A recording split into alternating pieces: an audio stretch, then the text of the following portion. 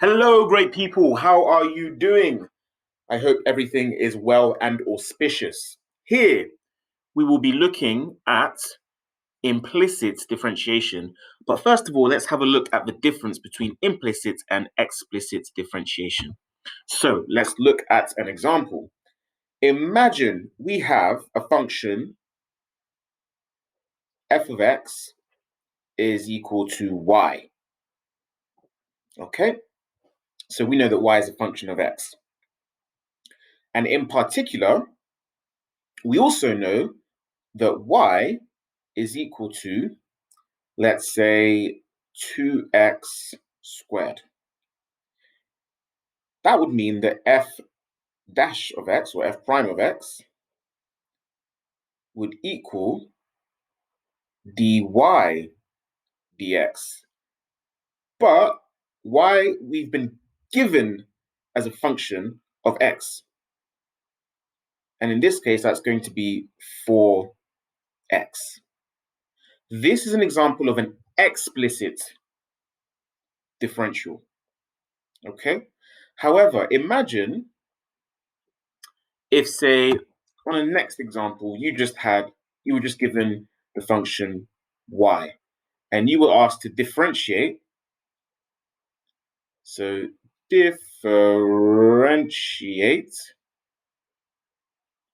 y with respect to x. Well, if you differentiate y with respect to x, that just goes to dy dx. Okay? There isn't much more we can say because we know that y is a function of x. We just don't know what it is. We don't know explicitly what it is as a function of x. Therefore, we call it an implicit function.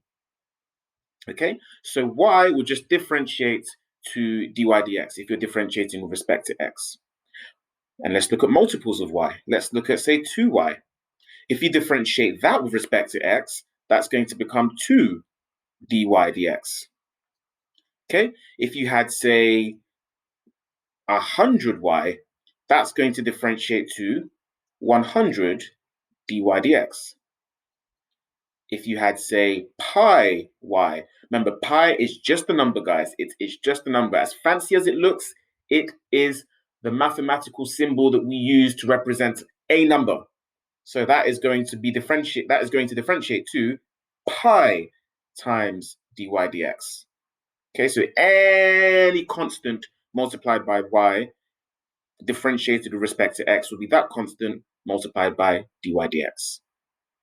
Okay, hopefully that explains the difference between implicit and explicit differentiation, and in particular, how to differentiate just a standard basic function like y with respect to x.